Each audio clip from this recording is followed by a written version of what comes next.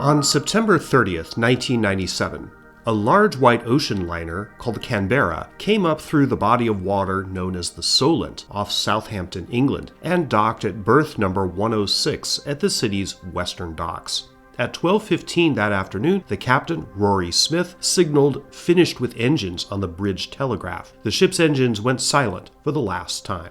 The career of the ship Canberra had lasted 37 years and taken her more than 3 million miles around the globe. Over 1 million passengers had sailed aboard her, and many of them, as well as countless crew and employees of P&O Lines that owned and operated her, had fond memories of this magnificent ship. The Canberra, whose distinctive silhouette was known at ports on both sides of the Pacific as well as in Britain, even briefly appeared in a James Bond movie.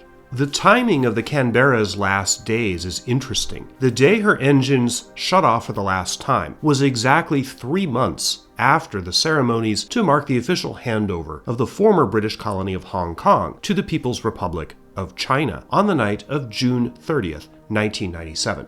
Hong Kong was the last significant chunk of the former British Empire to fall away from London's control when Britain's lease on the colony, forced upon the Chinese under duress in 1898, officially expired. Though not the absolute last overseas piece of territory under British control, when Hong Kong's 6.5 million residents became Chinese citizens on July 1st, 1997, the population of the British Empire living outside of the British Isles instantly decreased by 97%. Among the kitschy souvenirs sold in Hong Kong on the eve of the handover were spray cans labeled "The Last Gasp of Empire." The retreat of Britain from its empire is the background and context of the story of the Canberra. Indeed, the idea of the British Empire and the Commonwealth that was supposed to replace it was the whole reason the ship was built in the first place, and the ongoing changes in how Britain related to its colonies and former colonies in the 37 years between 1960 and 1997 were constant factors that shaped the Canberra's story.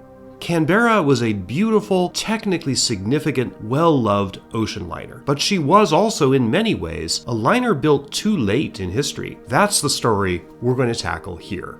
Hi, I'm Sean Munger. I'm a historian. I have a PhD in history, and although I'm primarily known here on YouTube for my very long, deep dive, context-heavy videos on various historical topics, this video, which is much shorter, is a throwback to the very early days on my channel. I used to do a lot of nautical and ship histories, particularly ocean liners, and I thought I'd put out another one just for old time's sake. I am working on another long deep dive, but I think there's still some room for the old format once in a while. The Canberra was an ocean liner about 45,000 to 49,000 gross tons during most of her career, built for P&O Lines. That's the old Peninsular and Oriental Steam Navigation Company, which had been founded in 1837 and was a mainstay of British sea trade during the peak imperial years in the 19th and first half of the 20th century. I am going to talk about the illustrious career of Canberra, including her participation in the Falklands War of 1982, a very significant development in her history. But first, before we can appreciate what Canberra's mission was, why she was built, and what her creators hoped to accomplish with her, we need a little historical context. That's coming up.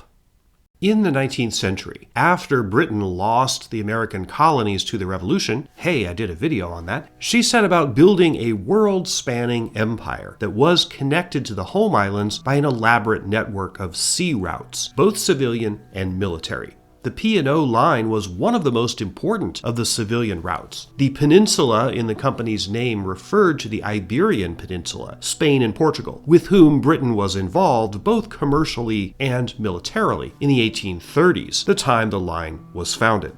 The O, of course, refers to the Orient, where the British also had colonies. Not just India and Singapore, but Hong Kong, which the British took after the Opium Wars of the 1840s. And Australia, the former penal colony that was quickly developing into a country of its own. It would achieve independence in 1901. The P&O line, operating frequent steamer routes to those parts of the world, was an integral part of the imperial project. Their ships carried many of the colonial diplomats, bureaucrats, troops, and settlers that administered and exploited Britain's overseas empire. Let's fast forward to 1945. Though on the winning side of World War II, Britain was greatly weakened. Two particular events, both occurring in 1942, have been pointed to by contemporaries and historians alike as marking the end, or at least the beginning of the end, of the British Empire. The fall of Singapore to Japanese forces, and the Battle of El Alamein in North Africa, a battle the British won, but which also represented, at least militarily, the high water mark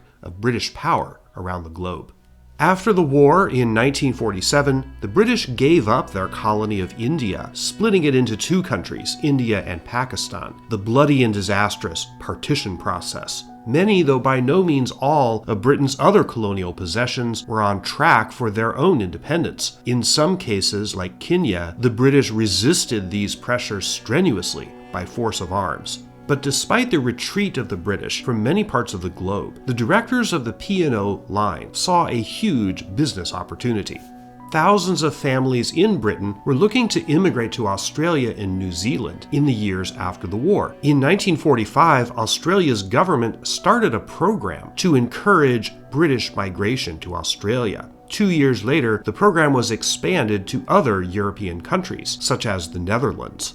The idea was to build up Australia's population, its economy, and its industry, and position it for post-war prosperity. There was a racist element to this. An explicit goal of the program, called Populate or Perish, was to stock Australia with white rather than non-white people. Immigration policies that excluded non-white immigrants, called the White Australia Policy, had been enforced long before this, but the basic policy continued even after World War II.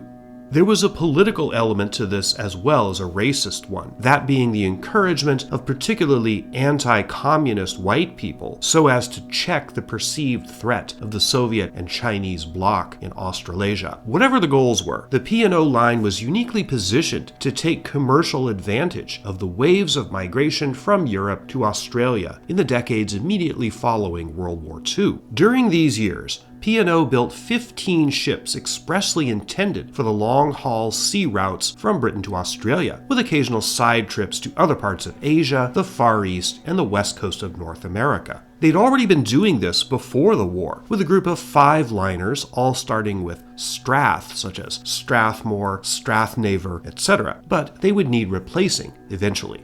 As the line sucked up more and more revenue from these routes, in the late 1950s, they had the idea for 2 big ocean liners, which would not only replace the Straths, but be P&O's Indian and Pacific Ocean equivalents of Cunard's famous transatlantic liners Queen Mary and Queen Elizabeth, which were at the zenith of their profitability and cultural impact in the late 50s. An ocean liner's primary mission is absolutely determinative of what kind of ship it will be. The North Atlantic was a different place and a very different market from the kind of ships that P&O was good at. When they made the decision to build 2 sister ships to dominate the peak of the Britain to Australia and Far East trade, P&O decided that they had to be very large so as to haul lots of passengers, and very fast so as to traverse the great distances on these routes within time frames that wouldn't stretch the endurance or the budgets of their intended customers.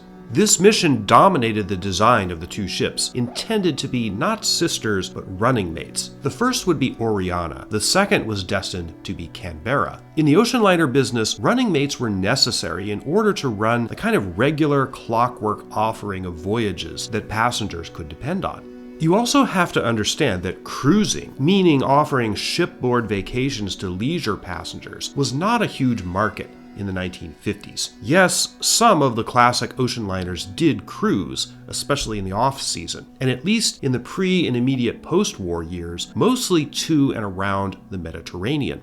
An ocean liner and a cruise ship are 2 different things. Neither Oriana nor Canberra were intended as cruise ships. Their missions, as I said, were to haul immigrants to Australia and facilitate the movement of non-immigrants between Britain, Australia, the Far East, and North America. But P&O made the decisions to build these ships at a transitional time. In 1957, when construction on Oriana began, and 1958, when Canberra started construction, jet airliners, especially the brand new Boeing 707, were about ready to scramble the world transportation market for good. And the post-war heyday that made for halcyon days in the ocean liner business was about to taper off in a big way. There was no way the company could have known this at the time, but I mentioned it as an example of how Canberra was virtually cursed from birth to have been created at pretty much the wrong time. The ships were built at two different yards. Oriana was constructed by the Vickers Armstrong Company at Barrows in Scotland and began slightly earlier. Canberra was built in Belfast, Northern Ireland at the Harland and Wolff shipyards. This facility is most famous, far and away, for one thing, having built the Titanic back in 1911 and 1912. In fact, it's been preserved as a museum for that reason. Canberra was, in fact, the last ocean liner built here. After 1960, H&W turned mostly to tankers and special purpose vessels. Canberra was launched and christened on March 16, 1960. Queen Elizabeth II was originally supposed to do it, but she was a bit indisposed, being pregnant with Prince Andrew at the time. Yes, that Prince Andrew, who's been in the news lately for all the wrong reasons. So Patty Menzies, the First Lady of Australia, did the honors. But due to decorating, fitting out, finishing touches, and sea trials, it would be another year and a little more before the ship was ready for her maiden voyage. This was the spring of 1961, the same time when human beings, first a Russian, Yuri Gagarin, then an American, Alan Shepard, went into space, and when President John F. Kennedy claimed the mantle of leadership for a new generation in the United States. I mention these things because they bring home how Canberra was a bit of an anachronism, even from the very beginning. The concept of this liner and her mission had roots stretching back to the 19th century, but she was entering service at the beginning of the space age. This is a very curious juxtaposition. Canberra was a beautiful ship. Design-wise, she arrived at the transition point between the eras where the old Art Deco ocean liners of the pre-World War II era were fading away, but before the corporate-driven, cookie-cutter cruise ships began to dominate in marine design. Among the design highlights of the ship were the Meridian Lounge, the Bonito Club, a spiral staircase for guests, pretty rare at sea, and even an Alice Springs lounge, which featured wicker furniture, a deliberate throwback to the old ocean liner days. But passengers from the Canberra remember most fondly a space called the Cricketer's Tavern. Very small but cozy, the bar was designed around a theme of, well, you guessed it, cricket. Colin Cowdrey, one of the most popular English cricketers at the time, reportedly helped in the design. One thing we need to mention about Canberra is the subject of bathrooms. As originally built, the ship could accommodate 2,238 passengers in 814 cabins, which came in 8 different varieties. A significant number of those cabins, however, did not have their own private bathrooms. These were intended mainly for the immigrants to Australia. As it turned out, for not much longer after 1960 would anyone think it was acceptable to travel on a passenger ship in a cabin without a private bathroom. Again, a symbol of how Canberra still did have one foot in the past. Remember the bit about private and non-private bathrooms. It becomes important later. Canberra sailed from Southampton on June 2, 1961 on its maiden voyage, a 3-month trip destined for Australia, New Zealand, Hawaii, and the west coast of North America, and back again. True to the ship's main purpose, the passengers included 870 people taking what were called assisted passages, meaning government-subsidized one-way trips from Britain to Australia and New Zealand as settlers. The ship's departure was heavily covered in the press, and she was hailed as the most modern ocean liner afloat at that time, which was probably true. There were technical problems with the ship, as there often are on brand new ocean liners. In Canberra's case, it was the condensers, which involved the boilers, coolant for the engines, and the ship's electrical system. Power went out for 14 hours when the ship was at Aden, in the hottest part of the Middle East, and some passengers slept on deck due to the heat. The condenser problems made the ship 31 hours late arriving in Australia and 48 hours late to New Zealand. This meant a number of passengers with air connections missed their flights.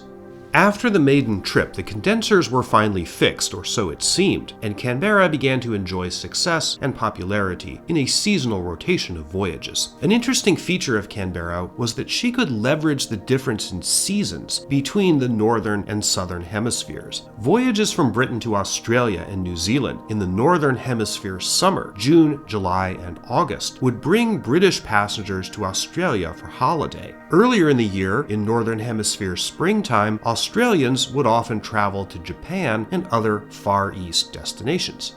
Let's talk prices. In the early 1960s, you could book a bare-bones room aboard Canberra, no private bathroom, shared with another passenger for £150 sterling, around $200 US, adjusted for inflation, the equivalent of $2,215 today. That was for a 26-day voyage from Southampton to Sydney. In the off-season, you could get a first-class cabin for £290, about $390 US.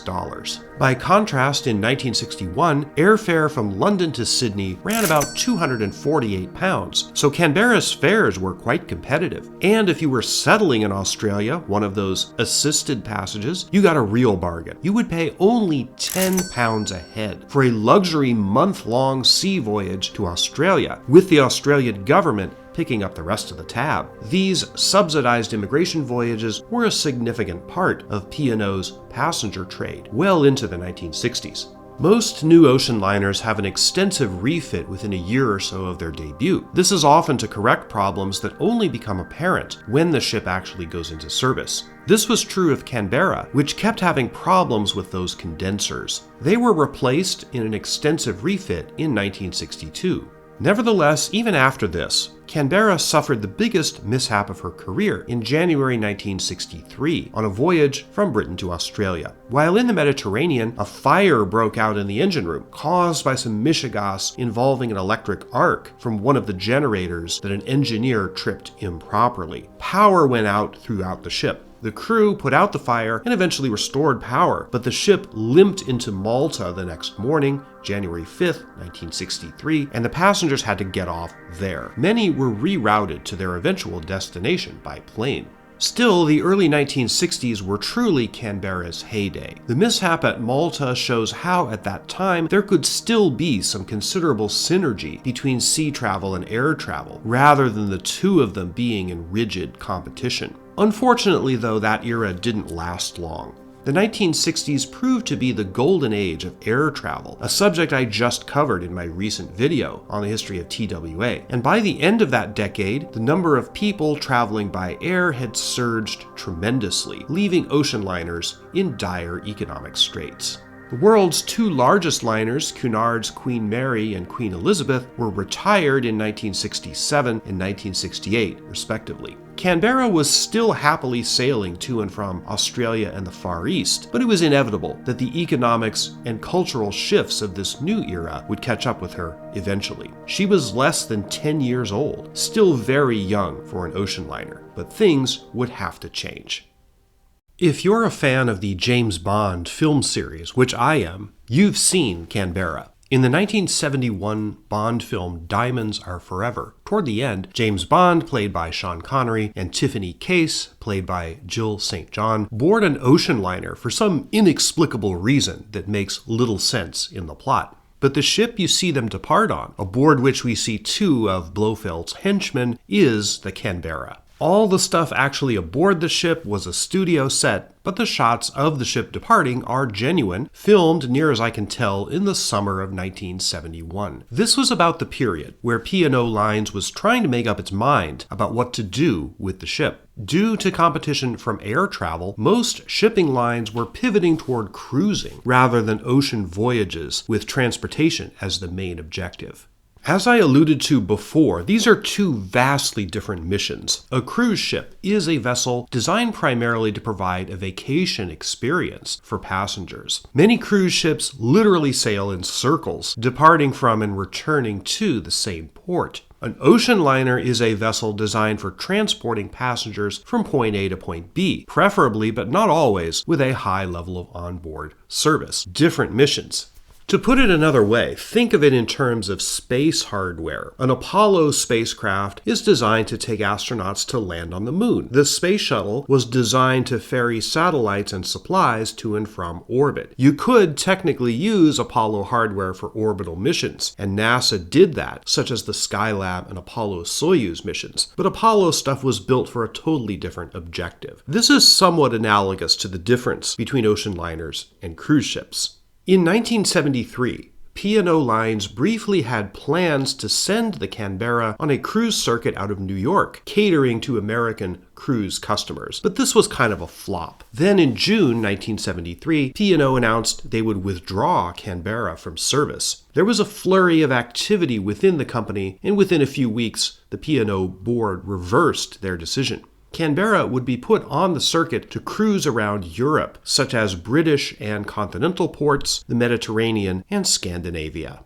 She would, of course, have to be refit again to accomplish this. In late 1973, the ship was extensively rebuilt. And remember that issue with the lack of private bathrooms? That situation was now totally unacceptable for cruising passengers. Private bathrooms were added, and essentially first and tourist classes, though not totally merged into one another, were considerably blended. This was the beginning of the next phase of Canberra's career. After 1975, Canberra was essentially a cruise ship. She still had many of her original accommodations, including the Cricket Lounge, which remained a favorite. But the late 1970s were totally different than the era of the big ocean liners for which the ship had been built. And the main purpose she was intended to serve, to facilitate immigration from Britain to Australia, was now passé. There were still immigrants coming to Australia in this period, but the context was different. In the 1950s and 60s, the Australian government gradually backed off on its explicitly racist aim of encouraging white immigration to Australia while restricting non-white immigration. And in 1973, the year Canberra pivoted to cruising, the Whitlam government abolished the White Australia policy entirely. So the era of those assisted passages, and one of the main reasons that Canberra was built in the first place, that era was mostly over. To its credit, P&O was fairly successful at relaunching its flagship in these new circumstances. The ship remained popular in the late 70s, and a group of loyal repeat passengers kept coming back. P&O even leaned delicately into the sexual revolution going on at the time, suggesting subtly in its advertising that swingers could find plenty of opportunities to hook up during a Canberra cruise. Sexual adventure has long been a significant part of ocean travel, but it was rare for a shipping company to highlight it even in the very oblique ways that P&O did in the 70s. In September 1979, there was a curious incident where two teenage boys from England stowed away aboard the Canberra on a cruise to the Mediterranean. They had a grand old time, frequenting the restaurants and swimming pools, even going ashore despite not having passports. The year 1982 was an important one in the ship's history. In March of that year, the military government of Argentina invaded and claimed the distant Falklands Islands, one of the most far-flung possessions remaining in Britain's shrinking overseas empire. As most people know, the government of Britain, led by Margaret Thatcher, who was desperately unpopular at the time and teetering on the brink of losing power after the disastrous year 1981, which I covered in a past video. Anyway, she decided to fight for the Falklands. Legally, Canberra could be requisitioned by the British Admiralty as a military vessel in times of war. The ship completed its cruise to the Mediterranean and then hurried back to Southampton, with workmen going aboard to strip her for action at almost the same time as peacetime passengers were getting off. At Southampton's berth 106, which you're looking at right now, Canberra was converted to a troop ship in just 3 days. On April 9, 1982, she set sail for the South Atlantic. Canberra's conversion to trooping wasn't exactly like the famous military service of the Queen Mary and Queen Elizabeth during World War II. Because no one really expected the Falklands War to last that long, the passenger accommodations were not torn out wholesale, as they had been on the Queen's during the World War II era. So, the military passengers, among them the UK's famed 3 Commando Brigade, got a ride to the South Atlantic in normal passenger cabins. Not a bad way to travel into a war zone. During the Falklands War, the Canberra was possibly the last ocean liner ever to fire a shot at an enemy in war. On May 21st, 1982, while delivering troops at a place called San Carlos Water, the ship came indirectly under Argentine fire and launched a few surface-to-air missiles at Argentine aircraft. During the World Wars, converted ocean liners did sometimes take minor part in active hostilities. The war ended fairly quickly with a lopsided victory by British forces, a victory that Thatcher was able to parlay into what would otherwise have been a very steep climb toward re-election in 1983. Among Canberra's duties in the Falklands War was to transfer Argentine prisoners of war back home, and then to bring Royal Marines back to the UK. On July 11, 1982, Canberra returned home to Southampton, where she was met with a celebratory welcome, including then Prince Charles. The last 15 years of Canberra's career were generally peaceful and prosperous. After the Falklands adventure, she underwent another extensive refit which largely completed the process, going on for a decade now of transforming her from an ocean liner into a cruise vessel. During the 1980s, she was especially popular among passengers in what was called the British home market, cruises from British to European and Mediterranean ports. She also went on frequent round-the-world cruises, which proved quite popular, and on these she would often reappear in Australian waters.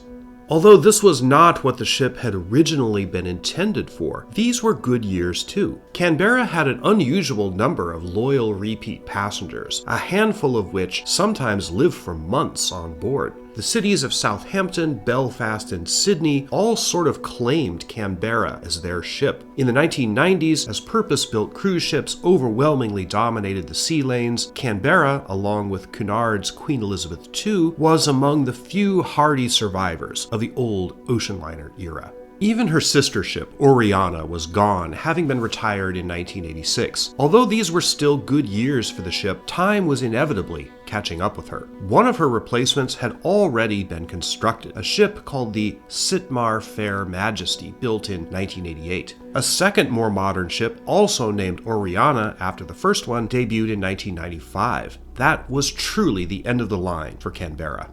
In January 1997, after P&O announced that the ship would be withdrawn, Canberra went on her last around-the-world cruise, attracting many passengers who'd been fond of her in previous years and who wanted one last hurrah. The world cruise ended in April. Her final ever voyage departed from Southampton on September 10, 1997, intended as a high-spirited celebration of her long career. And apparently, most of the passenger complement on that voyage was made up of people who had sailed aboard her before and wanted to say goodbye. That brings us to where we started, the final voyage, which ended in Southampton on September 30th, 1997, 3 months after the event that was generally regarded as, not entirely accurately, but at least figuratively, the final end of the British Empire. Canberra had barely survived into the post-Hong Kong turnover era, but the world in 1997 was unimaginably different from what it had been in 1961, when she went on her first voyage.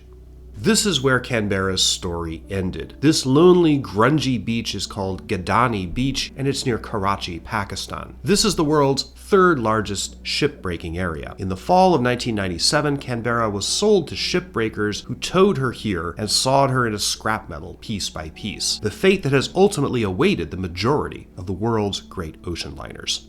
The ship was so big that she couldn't be towed in close to the beach like the tankers you see in this view, which meant she took longer to break apart, and which also meant that the shipbreakers lost money on her. It was almost as if Canberra was resisting her fate until the very end. The subtitle of this video is Liner Too Late. I think that definitely explains the story of the Canberra. She was a beautiful ship, truly one of the most magnificent ocean liners built in the years after World War II. But she was built for a set of circumstances that didn't last much longer beyond the end of that conflict. And she was built essentially as one of the threads that was supposed to knit the British Empire together. But that empire was already coming apart in 1945, and it's no coincidence that the Falklands War, one of the signposts on the road of the British Empire's final decline, plays a significant role in Canberra's story. I'm also struck by the synchronicity in time of Canberra's final months and the Hong Kong turnover of 1997. The story of Canberra is, in many ways, reflective of the broader trajectory of the fate of the British Empire and the Commonwealth in the decades between the end of World War II and the turn of the century. This video was a throwback to some of the older nautical-themed videos on my channel, and I hope you enjoyed it. If you liked this video, consider subscribing, give it a thumbs up, share it with friends, all the stuff you do for a video you like. As always, my sources are listed in credits at the end and in the description. No AI was used in the making of this video, including in the writing and scripting, the visuals, or the music. I believe strongly that history should be written by human beings, not computers or algorithms. There's a members section on my channel where you can see this video and others without ads. You can also sign up for my blog at gardenofmemory.net or check out my books, novels mostly, on Amazon. I'll be back in a couple of weeks with another long-form deep dive video. In the meantime, thanks for the support, and thank you once again for joining me on another journey into the past.